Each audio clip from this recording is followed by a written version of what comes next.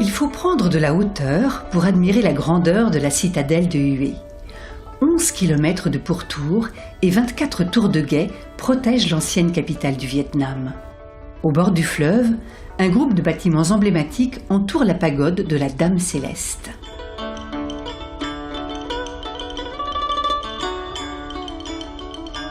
Devant la pagode, on peut trouver une tour de 7 étages. Ça représente 7 réincarnations du Bouddha. Et ça, c'est l'un des emblèmes très importants de la vie. On pourrait se croire à Pékin. La cité interdite de la capitale chinoise a grandement inspiré la ville de Hue, construite 400 ans plus tard. L'atmosphère historique du Vietnam ressurgit lors d'une balade dans les allées de la cité. J'ai vu de très belles portes peintes, décorées avec les dragons, tout ce qu'on a l'habitude de voir dans ce type de culture. Ça ressemble beaucoup à la culture chinoise aussi, puisqu'on voit exactement les mêmes décorations, les mêmes décors. Voilà. Hue marque la fin de la féodalité. Le Vietnam n'est entré dans l'ère moderne qu'après la Seconde Guerre mondiale. À travers le monde, beaucoup de descendants de Vietnamiens portent le nom de la dernière dynastie féodale, les Nguyen, qui se prononcent ici Nguyen. Hue, c'était l'ancienne capitale du Vietnam au XIXe siècle.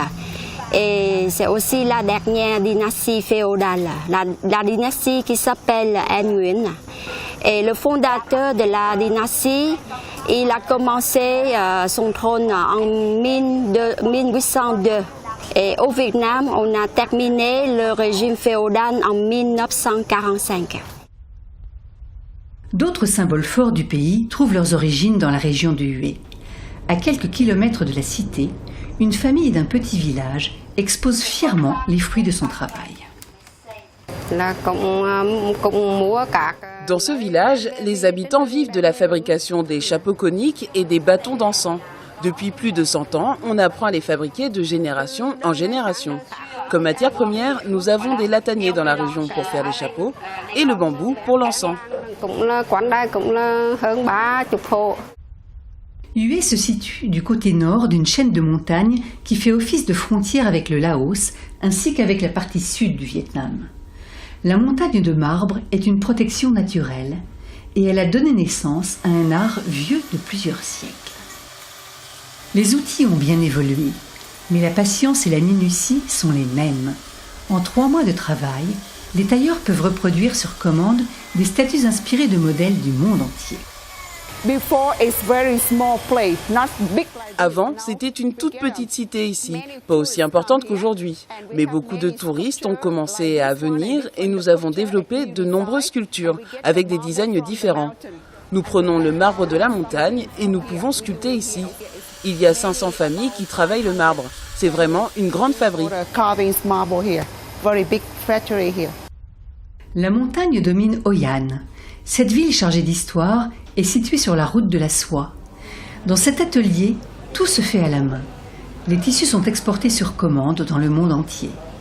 La patience et la concentration sont indispensables. Passé 45 ans, les employés de l'atelier ne peuvent plus faire ce travail qui exige une bonne vue et une grande habileté. Hoi An est un comptoir important depuis le XVIIe siècle. Beaucoup de commerçants étrangers sont venus pour échanger des marchandises. Nous sommes sur la route de la soie. Notre tradition est d'élever des vers pour faire la soie sauvage. Nous voulons garder la méthode traditionnelle de fabrication, contrairement aux usines. Pour d'échanges importants avec les étrangers venus d'Occident ou d'Asie, Hoi An a pris l'habitude d'accueillir les commerçants et aujourd'hui les touristes. Les cultures se mélangent dans les constructions et les habitudes. Autour du fleuve et sous le soleil, la vie est agréable. Les Vietnamiens côtoient les nombreux touristes qui apprécient le charme de Hoi An. La vieille ville de Hoi An est très commerçante. On a vraiment eu de la chance pendant la guerre du Vietnam. À cause de l'ensablement de la rivière, les navires militaires américains ne pouvaient pas nous attaquer.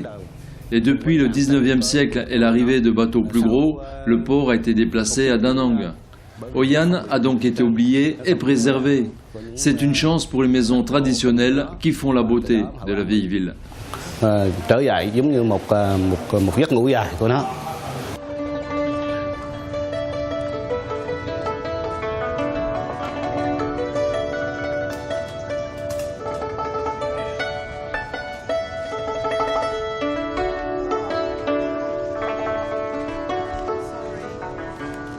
Dans le centre du Vietnam, Hoi An et Hue ont la chance d'être préservés. En revanche, Da Nang se développe sans cesse. C'est la plus grande ville de la région, avec plus de 2 millions d'habitants. La construction d'hôtels sur la plage interminable promet à la métropole du centre du pays un bel avenir balnéaire.